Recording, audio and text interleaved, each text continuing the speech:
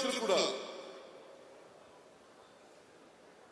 ಈಗ ಒಬ್ಬ ಮೇಲ್ಜಾತಿ ಬಡವ ಬಂದ್ರೆ, ಮೇಲ್ಜಾತಿ ಬಡವ ಬಂದ್ರೆ ಅವನ್ನ ಸ್ವಾಮಿ ಬುದ್ಧಿ ಅಂತ ಕೈ ಮುಗಿತೀವಿ. ಅದೇ ಒಬ್ಬ ದಲಿತ ವಿದ್ಯಾವಂತನಾಗಿ ಶ್ರೀಮಂತನಾಗಿ ಬಂದ್ರೆ ಅವನನ್ನ ಸಿಂಗುಲರ್ನಲ್ಲಿ ಮಾತಾಡಿಸ್ತೇವೆ. ಇದು ಗುಲಾಮಗಿರಿಯ ಸಂಕೇತ.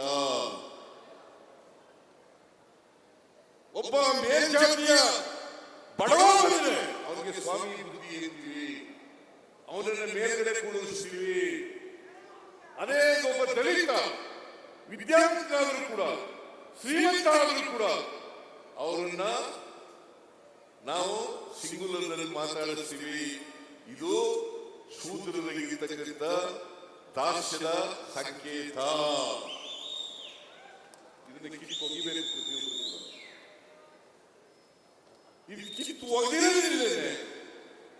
ರಾಜಣ್ಣ ನಿಷ್ಠುರವಾಗಿ ಏನೇ ಪರಿಣಾಮ ಆಗಲಿ ಆ ಪರಿಣಾಮವನ್ನು ಎದುರಿಸ್ತೀನಿ ಅಂತಕ್ಕಂಥ ಧೈರ್ಯ ಇರಬೇಕಾಗ್ತದೆ.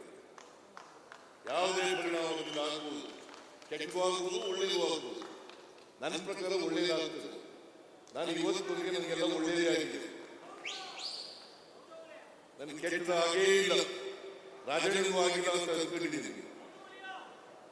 ಈಗ ರಾಜಣ್ಣ ನೋಡಿ ರಿಸರ್ವ್ ಕಾನ್ಸ್ಟಿಟ್ಯೂನ್ಸಿ ಸ್ಪರ್ಧೆ ಮಾಡ್ತಾ ಇಲ್ಲ. ಎಸ್ಟಿಗೆ ರಿಸರ್ವ್ ಆಗಿದೆ, ಸ್ಥಾನಗಳಿವೆ. 2008ರಲ್ಲಿ ರಿಸರ್ವ್ ಆಯಿತು, 2008ರಲ್ಲಿ ರಿಸರ್ವ್ ಆಯಿತು. ಅವರು ಸಾಮಾನ್ಯ ಕ್ಷೇತ್ರದಲ್ಲಿ ನಿಂತ್ಕೊತಾರೆ. ಈಗ 3 ಸಾರಿ MLA ಆಗಿರೋದು ಕೂಡ ಸಾಮಾನ್ಯ ಕ್ಷೇತ್ರದಲ್ಲಿ. ಸಾಮಾನ್ಯವಾಗಿ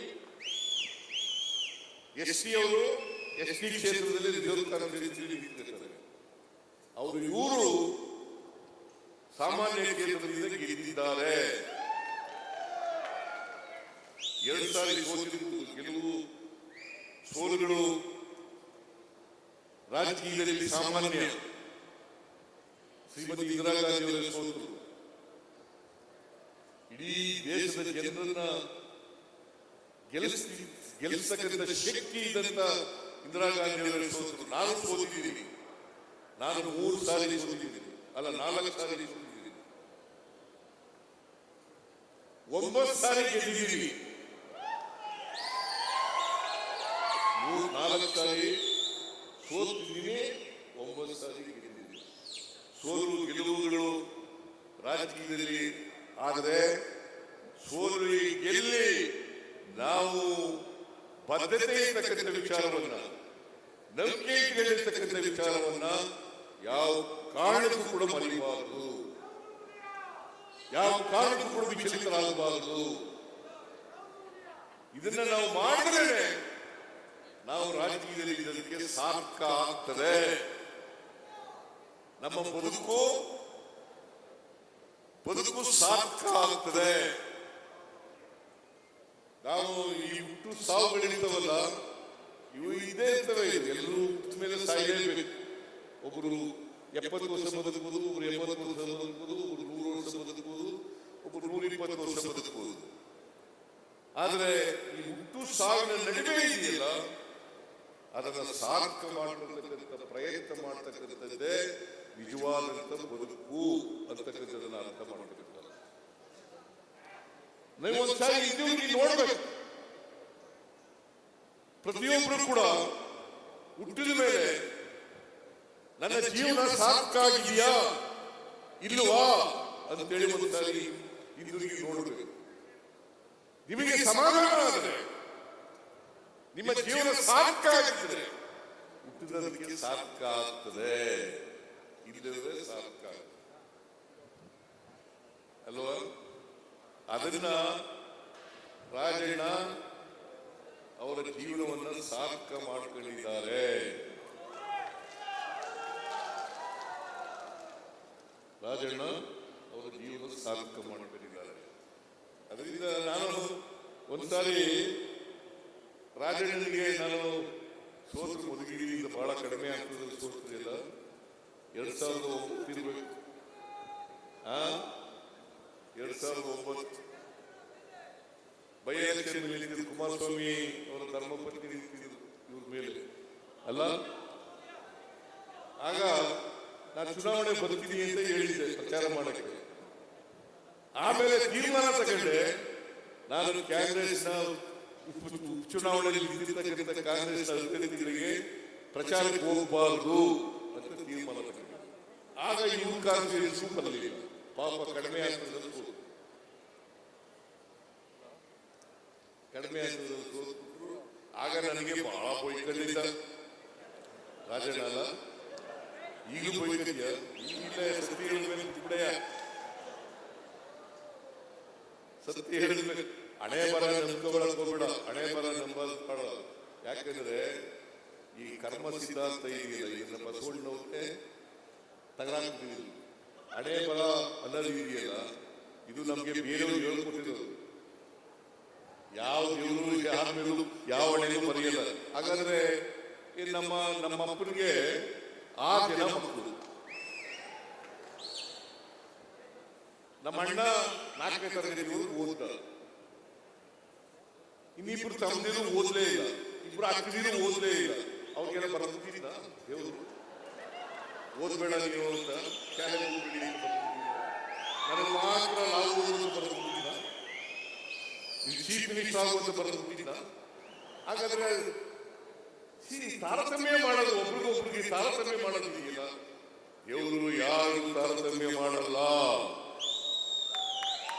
ಅದಕ್ಕೆ ಬಸವಾದಿ ಶರಣರು ಈ ಕರ್ಮ ಸಿದ್ಧಾಂತವನ್ನ ತಿಳಿಸಿದ್ರು.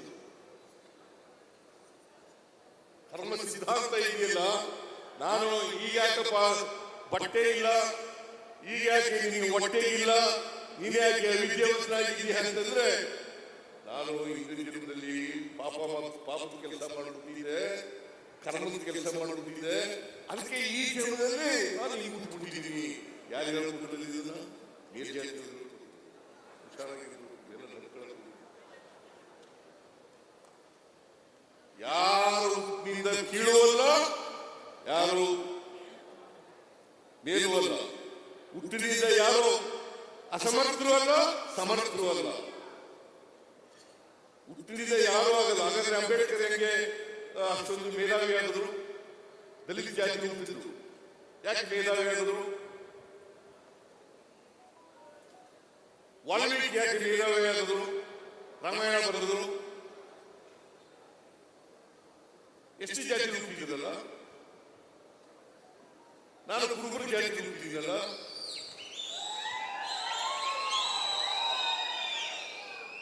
ಅದರಿಂದ ಹುಟ್ಟಿನಿಂದ ಯಾರು ದಡ್ರು ಅಲ್ಲ, ಯಾರು ಮೇಧಾವಿಗಳು ಅಲ್ಲ. ಅದು ನಿಮಗೆ ಅವಕಾಶ ಸಿಗ್ಬೇಕಷ್ಟೇ. ಅವಕಾಶ ಸಿಕ್ಕಿದ್ರೆ ಈಗ ರಾಜಕೀಯಕ್ಕೆ ಸಹಕಾರಿಯಾಗತಕ್ಕಂಥ ಅವಕಾಶ. ಬಹಳ ಜನ ಸಹಕಾರಿಗಳಾದ ಅಪರೂಪ. ದಲಿತ ಜನಾಂಗದಲ್ಲಿ ಹುಟ್ಟಿ ಒಬ್ಬ ಸಮರ್ಥ ಸಹಕಾರಿಯಾಗದಿಲ್ಲ. It is not so easy.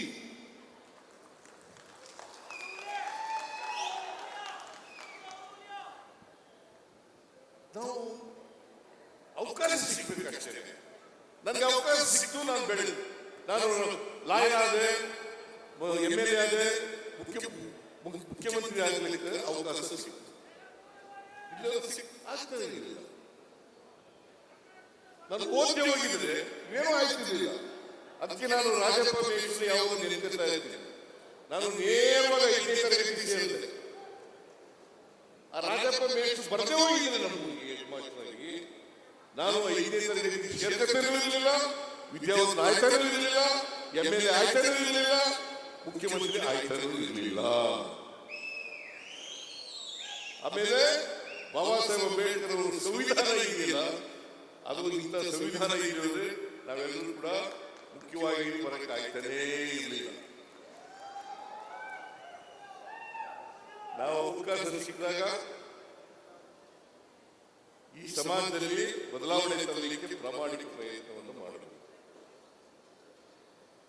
ನಾನು ಅದಕ್ಕೆ ಹಿಂದೆ ಮುಖ್ಯಮಂತ್ರಿ ಆಗಿರುವಾಗ, ಈಗ ಮುಖ್ಯಮಂತ್ರಿ ಆದಾಗ, ಕಾಂಗ್ರೆಸ್ ಪಕ್ಷ ಅಧಿಕಾರಕ್ಕೆ ಬಂದಾಗ ನಾವು ಸಮಾಜದಲ್ಲಿ ಬಡತನ ಹೋಗಲಾಡಿಸಿ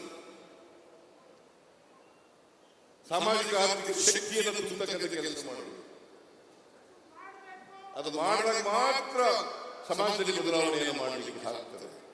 ಅದಕ್ಕೋಸ್ಕರ ನಾನು ಯಾಕೆ ರಾಜಣ್ಣವ್ರನ್ನ ನಂಬ್ತೀನಿ, ಪ್ರೀತಿಸ್ತೀನಿ ಅಂತಂದ್ರೆ ಅವರ ಬಡವರ ಮೇಲೆ ಇರ್ತಕ್ಕಂಥ ಕಾಳಜಿ, ಬಡವರ ಮೇಲೆ ಇರ್ತಕ್ಕಂಥ ಕಾಳಜಿ. ಯಾವುದೇ ಜಾತಿ ಸೇರಿ ಈಗ ನಾವು ಗ್ಯಾರಂಟಿ ಯೋಜನೆಗಳನ್ನು ಜಾರಿ ಕೊಟ್ಟಿದ್ದೀವಿ. ಅದರ ಜಾತಿ ಇದೆಯಾ, ಪಕ್ಷ ಇದೆಯಾ, ಧರ್ಮ ಇದೆಯಾ? ಎಲ್ಲ ಜಾತಿಯವರು ಇದ್ದಾರೆ. ಬಿಜೆಪಿ ಅವರಿಲ್ವಾ, JDS ಅವರಿಲ್ವಾ? ಅವ್ರನ್ನೆಲ್ಲ ಬಿಟ್ಟಿದ್ದೀವಿ ನಾವು. ಎಲ್ಲ ಗ್ಯಾರಂಟಿ ಯೋಜನೆಗಳನ್ನ ಎಲ್ಲ ಸಮಾಜದಲ್ಲಿರ್ತಕ್ಕಂಥ ಎಲ್ಲ ಬಡವರಿಗೆ 1,64,00,000 ಕುಟುಂಬಗಳಿಗೆ ಗೃಹ ಜ್ಯೋತಿ ಫ್ರೀಯಾಗಿ ಕರೆಂಟ್ ಕೊಟ್ಟಿದ್ದೀವಿ. 1,22,00,000 ಕುಟುಂಬದವರಿಗೆ 2,000 ರೂಪಾಯಿ ಫ್ರೀಯಾಗಿ ಕೊಡ್ತಾ ಇದ್ದೀವಿ. 1,22,00,000 ಕುಟುಂಬಗಳಿಗೆ ಫ್ರೀಯಾಗಿ ಕೊಡ್ತಾ ಇದ್ದೀವಿ. ಎಲ್ಲ ಮಹಿಳೆಯರು, ಜಾತಿ ಇದೆಯದು ಏನಮ್ಮ, ಎಲ್ಲ ಮಹಿಳೆಯರಿಗೂ ಕೂಡ ಫ್ರೀಯಾಗಿ KSRTC ಬಸ್ಸಲ್ಲಿ ಓಡಾಡಬಹುದು ಅಲ್ವಾ? ಅದರಲ್ಲಿ ಇಂಥ ಜಾತಿಗೆ ಹೋಗ್ಬೇಕು ಅಂತ ಹೇಳಿದೀವ, ಇಂಥ ಪಕ್ಷದವರಿಗೆ ಹೋಗ್ಬೇಕು ಅಂತ ಹೇಳಿದೀವ. ಬಡವರು ಯಾವುದೇ ಜಾತಿ, ನಾನು ಬರಗೂರು ರಾಮಚಂದ್ರಪ್ಪನವರ ಇದು ಒಂದು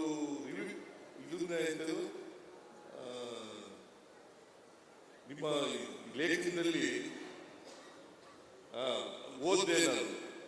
ರಾಜಣ್ಣವರು ಉತ್ತರ ಕೊಟ್ಟವ್ರೆ ಏನಂತ ಅಂತಂದ್ರೆ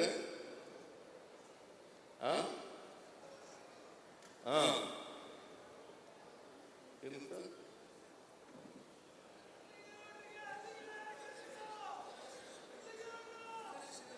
ಸಂದರ್ಶನದಲ್ಲಿ ಹೋದ್ರೆ ಸಂದರ್ಶನ ಮಾಡಿದ್ದಾರೆ ಅವರು, ಲೇಖನರು ಬರೆದು ಸಂದರ್ಶನರು ಮಾಡಿದ್ದಾರೆ.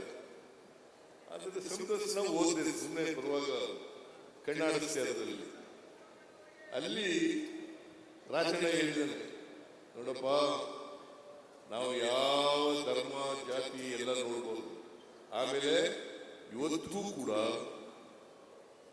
ಶಾಲೆಗೆ ಫೀಸ್ ಇಲ್ಲ.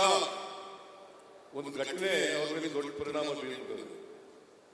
ಯಾರೇ ಬರಲಿ, ಯಾವ ಜಾತಿಯವರ ಬರಲಿ, ಯಾವ ಧರ್ಮದವರ ಬರಲಿ, ನಮ್ಗೆ ಆಗದೇ ಇರೋರು ಬರಲಿ, ಗೊತ್ತಿರೋರು ಬರಲಿ, ಗೊತ್ತಿಲ್ಲದೆ ಇರೋರು ಬರಲಿ, ಅವ್ರಿಗೆಲ್ಲರಿಗೂ ಕೂಡ ಇವತ್ತು ಫೀಸ್ ಕೊಡ್ತೀನಿ ನಾನು ಅಂತ ಬರ್ತಿದ್ದಾರೆ.